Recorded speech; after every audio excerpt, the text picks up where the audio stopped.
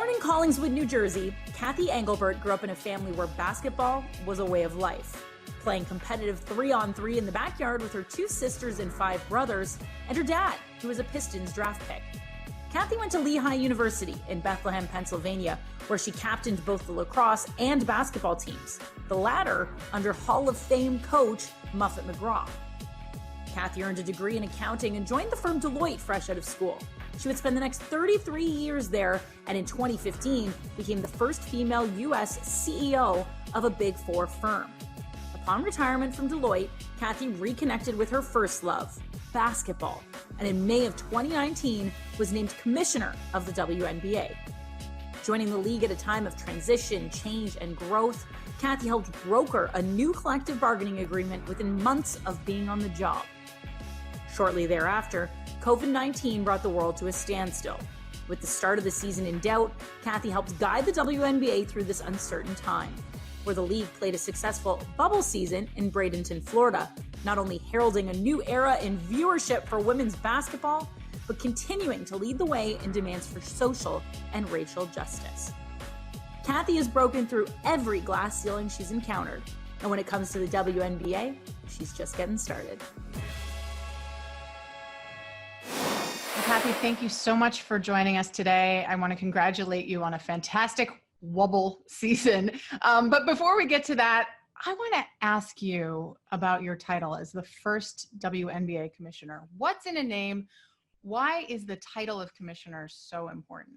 Yeah, I've never been one. Well, first of all, thanks for having me. But I've never been one about titles. Like, I even hated the CEO title. My young son at the time when I became CEO of Deloitte used to say, "You're just mom to me." You know, that was my favorite title always and still is. But I will say that the title of commissioner signaled that the WNBA is a major sports league, and major sports leagues have commissioners, and it did give me a seat at the table, particularly during this most recent crisis of the pandemic, a seat at the table with public policy, with public health officials and things like that. And when you say you're the commissioner of the WNBA, it does get you that seat at the table. So I think it was a signal, and I think it was very smart for Adam Silver to do it.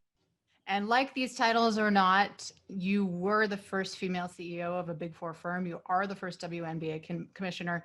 There's a lot that comes with being the first. How do you regard that responsibility? Yeah, again, it's something that I didn't set out to do. I always say I aspired to lead, not for a box or a title. But yeah, it is a responsibility. And I've learned that over time that you become this role model. People are rooting for you. You know, when I became the first female CEO of Deloitte, I got hundreds of handwritten letters, which I was totally surprised because I knew it was a big deal to me, but I didn't realize what a big deal it was to others, and whether it was a college dean or a grandfather of a college student who, you know, wanted to maybe see their grandchild like me or have me help them get a job, or young people and CEOs, other CEOs. So, there is a responsibility that comes with it. And it's a responsibility about, to me, always leading with integrity, with authenticity, and ultimately being that role model that, so many are seeking, especially young women and young girls who tend not to have the confidence to do roles like I've been blessed with. And, hopefully I'm, proving that you can do these roles, be a great role model, be a mom, and balance it all. And that was important to me too, having, raising 2 children.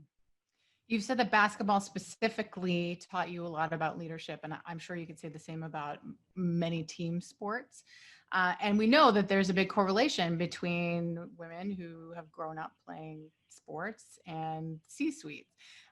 What did it teach you about leadership, being part of that team? Yeah, I guess, definitely team sports versus individual sports, I think built leadership skills, teamwork, collaboration, and it actually kind of builds agility because, in my day, if you lost, you took a loss really hard, you got back on the court the next day, you worked really hard so that you wouldn't repeat, that performance. And so all of those things are definitely transferable into the business world. And I actually wrote a blog once a guest blog for Maura Forbes that got published right around the NCAA March Madness. This, by the way, is when I was the CEO of Deloitte. No idea I'd ever become the commissioner of the WNBA, but it was all about, if you want to reach the corner office, play team sports, and all the lessons I learned from playing team sports. And a lot of it was, your question was, what leadership skills do you build by playing team sports? And, I can only say, I was blessed to I'll be part of a big team and a big family, then play college sports, and then after be part of big teams at Deloitte. Deloitte's all about working in big teams together to help clients solve their business problems. So it just kind of was natural then to come in and run a sports league, even though a lot of people kind of said, this doesn't make a lot of sense. She was the CEO of Deloitte, but really something I wanted to do and something different that I wanted to do. Part of that is encouraging girls to play sports and stay in sports. And we know that retention isn't great. So it has to start at the grassroots level. Do you have any thoughts as to how we can get more girls playing on the field, on the court? Yeah, honestly, it's one of the reasons I took this job. Girls drop out of organized sports at alarming rates compared to their male counterparts by 13, 14 years old. Those are the big years of building confidence, as you go through changes in life as a teenager. And so really, one of the reasons I took this job was to build a women's leadership platform so that we could build more women, especially women of color, the WNBA being a league of 80% women of color. And, the first question I asked her when I came into the role was, what's the average tenure of a WNBA player? And someone said 8 years. Now, again, we have a lot longer, some shorter. And I said, so they're mostly college graduates, they're 30. Then what do they do for the next 30 years? And so a big part of this too is building these players, not only while they're the best at their craft playing professional basketball, also how to build their leadership skills. So what they do after basketball is a platform for them to become the role model for the future generation of female sports and female leaders. So, and quite frankly, leaders, we can drop the word female out of that. So, I told the players this when we were in the, you mentioned the Wubble, which was, we arrived in Bradenton, Florida in July, and the players immediately affectionately called our WNBA bubble the Wubble, and we adopted it. And as soon as we got down there, and I told them, when I look out at them, 144 players who, again, are the best at their craft in the world, basketball, I see future leaders, and they need to see it in themselves, and we need them to step up, which obviously they did in a big way this summer with their social justice platforms. And now we need to work hard to make sure that they're building their skills for basketball and beyond. Well, there are a few points I want to touch on, but I think I'll touch on the social justice, the racial justice piece. And it was extraordinary to watch, but I think anybody who has followed the WNBA knows that they've always been the gold standard for voices on these issues. How much did you have to listen and learn and create the space for them to be able to use their voices? Yeah, it's a really great question, because as you said, activism's long been part of the fabric of the WNBA, but I was only, I haven't been, it was not in the job very long when all of this happened. And I knew when I took the job about a year ago, I knew that, Maya Moore had stepped back for a year from basketball because I had seen it in the news, and that was about it. And now, like, millions know what the WNBA players stand for, and they were so deeply committed, and they wanted to differentiate themselves by forming a social justice council. So we worked with them, because remember, the players are in a union, the Players Association, so led by players like Laja Clarendon and Brianna Stewart and Sid Colson and Aja Wilson, Satsu Sabali, Tiara Ruffin-Pratt, and among others. Everybody wanted to kind of step up, and we've seen that player activism really has brought the conversation forward. And look, I did a ton of listening. I learned a lot. I kind of, when the George Floyd situation happened, and then the Jacob Blake, and our players didn't want to play, I saw the rawness of the emotion, and I learned a lot from coming back after postponing games for 2 days and coming back to a candlelight vigil where for the first time in history you had a whole league together in solidarity, all the players and the coaches and the assistant coaches, and just a moment of reflection. And I still get chills when I think about it. These players are just so strong. And look, this was very raw with, again, a league of 80% women of color. I mean, some of them have sons, some of them have daughters, some of them have brothers and uncles, and obviously fathers. And just the raw emotion was something that I really learned, how to put myself in their shoes, and how, as the commissioner, my role was to amplify their voices, not to in any way replace their voices or be the leading voice. And so I found my spots, and others in the league. Bethany Donovan, our head of league operations, did a great job of facilitating the Social Justice Council and the work and the sessions with, for instance, we had 3, kind of well-known female Black mayors of big U.S. cities, speak via Zoom, of course, because we were in the bubble, to our players, and again, really moving and learning about strategy and how to be a social justice activist. Because remember, most of our women are in their 20s, and have been playing basketball for a few years. So, couldn't be prouder of the way they presented themselves and the types of things. Like, they really did a lot of research before they would advocate for something. It wasn't just, let's go advocate for Say Her Name. What is the African American Policy Forum all about, who was the founder of the Say Her Name campaign, and then found the women who they believed were unjustly treated or murdered through police brutality and through racial bias, and really did a ton of research on that. And again, we helped facilitate it.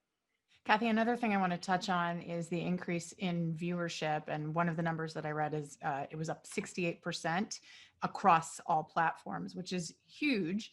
How much does an increase in viewership have to do with an increase in broadcast? The more people see, the more they can be attracted to the product, which is in itself exceptional. Yeah, absolutely. Probably, if you ask me what surprised you the most negatively when you came into this role, it was learning that, and I had no idea these statistics, that less than 5% of all media coverage of sports covers women's sports. And I was stunned at that. I just never focused on it. I wasn't in the sports world. And so, to set about to get broader viewership amongst our great partner ESPN, to get broader viewership on our CBS Sports Network deal, to look at other platforms like Facebook and Twitter, and to figure out, how do you value women's sports? I think the traditional metrics of men's sports is how women's sports is valued. So one of my goals now over the next 18 months or so is to relook at the valuation model and say it's got to be qualitative and quantitative, not just quantitative based on metrics. But the more you show the game, the more people that will watch. I think the statistics are like 80+% of sports fans say they like to watch women's sports. And it's something like 80% of all consumer purchasing decisions, at least in the United States, are made or influenced by women. And so, if you think about this, all that data, we should be using that to our advantage to draw in a broader fan base, to get more eyes. And that'll drive the valuation, not only of our assets like a patch, a placement on the court, but also the valuation of our franchises, which is important because our owners have been the most supportive of women and women's empowerment. And we need to drive value for their franchise value as well, because they've been investing in the WNBA, many of them, for a long time.